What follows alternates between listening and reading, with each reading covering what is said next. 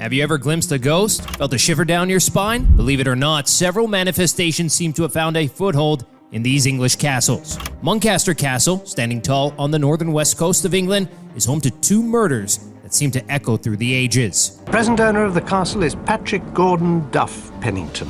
The guest room, or tapestry room, seems to change people. According to the owner, guests have asked to be moved to a separate room, disturbed by temperature drops and the sound of people crying. Residents and guests of the castle also report the distinct sound of thumping on the stairs. For these reasons and many more, the Pennington family called in a team of paranormal specialists to investigate in September of 1993. At 10:40 p.m., the investigators felt the temperature drop dramatically. By morning, the team had witnessed so many unexplained events that, unable to come to a conclusion, they labeled the castle as inhabited by supernatural energies.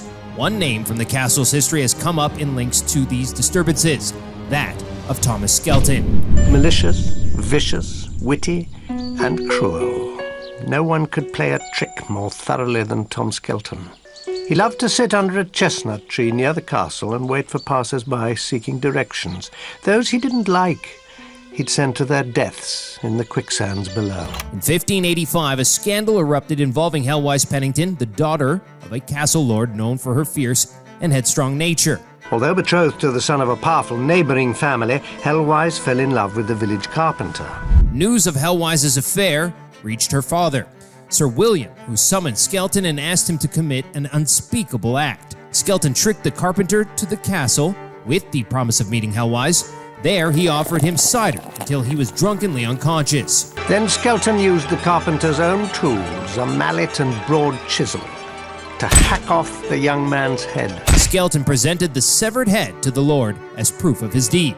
The owner of the castle disregarded the story as unrelated to his plight. That is, until footsteps began to follow him throughout the corridors. You don't think it could possibly have been an echo? No, I tried that out. No, it wasn't. And I've tried it with sort of shoes that didn't make a noise, but I always heard the behind me. Are these two stories related? Perhaps it is the sound of Skelton dragging the carpenter's body through the castle. Mournful crying, Helwise is weeping for her slain lover. After this, Helwise disappeared into nunnery and tragically spiraled into madness. But Thomas Skelton met his fate on the River Esk. The murderer drowned. In the 200 years that followed, the waters claimed more lives and another apparition was sighted, this time on the road leading to the castle. Grace Simmons, an employee of the castle, has seen the ghost. This woman in white was suddenly gone. These sightings had begun after the murder of Mary Bragg in 1822. Mary Bragg, a servant in a nearby village, was madly in love with the castle's steward, but the housekeeper, a Miss Littledell, had taken a fancy to the same man. Miss Littledell concerted a plan to get rid of her rival. In the night, two men urged Mary to come with them under the pretense of her lover falling ill. Near a tree on the road through Monkcaster Wood, the abductors pulled Mary Bragg from the carriage. A pistol was rammed into her mouth. After leaving Mary in a field for the castle dogs, they tossed her mangled corpse into the River Esk. But months later, her badly decomposed body washed up downstream. At the coroner's inquest, a doctor claimed it was impossible to determine the cause of death. Some speculated that the doctor had been paid off to cover up the crime. Mary's killers got what they deserved in the end. One of them went insane, the other was hanged as a highway robber. Mary's rival, Miss Littledell, who had hired the killers, became the subject of rumor and suspicion. Eventually, she was banished to a remote village where she was shunned as a murderess. Strangely enough, the doctor also drowned in the River Esk, a stone's throw from where Mary's body was disposed of. In 1993, the tree under which Mary Bragg died was cut down. The timber was reputed to be cursed. Blood began to ooze from the cut logs. No locals would use the wood, convinced it was cursed, so it was shipped to London to be sold. In the southwest of England lies another castle haunted by an apparition. Established in Saxon times and owned by a succession of kings, including King Henry VIII, Sutherland Castle. Despite its pastoral beauty, Sudley Castle has a history of otherworldly events, including the chilling discovery of the strangely preserved corpse of a queen. Employees have reported eerie sights and sounds, faint smell of apple-scented perfume, sobs of a child, and a glimpse of a tall, striking woman in a green dress. This is rumored to be Catherine Parr, Henry VIII's sixth and last wife. Catherine always had a passion for this man, Thomas Seymour. He was handsome, selfish, a buccaneer, a political adventurer. He was determined to be near the crown.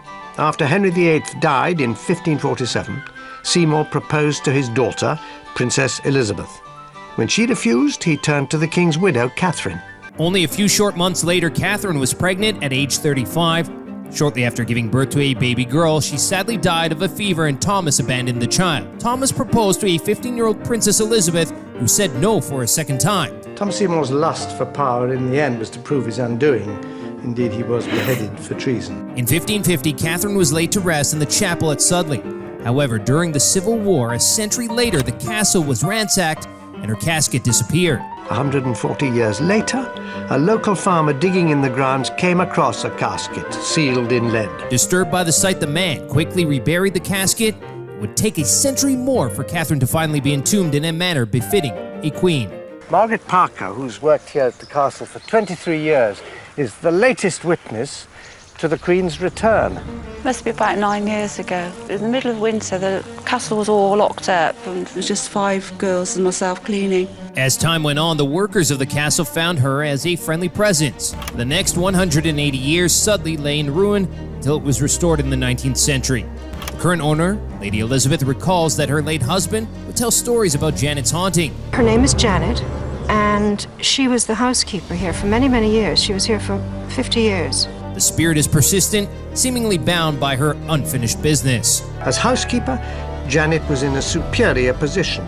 Together with the butler, she was responsible for the strict running of the castle. Janet kept a stern eye on the female workers. It was said that she stood watch at the top of the stairs at night, keeping boys at bay. Decades later, she is still attracted to young girls, as evidenced by the incident involving a teenage girl touring the castle in 1993. Suddenly, without warning, a strange feeling overcame the girl, urging her up the staircase. She was spooked by a vision of Janet which promptly vanished. Now we move to the east, to the Tower of London. For almost 1,000 years, this revered landmark has been at the center of the grand drama that is English history. It is the largest and oldest permanently occupied fortress in Europe, home to England's kings and their courts. It also houses the crown jewels and a vast collection of historic weapons. The Tower of England is commonly considered to be one of the most haunted castles in England.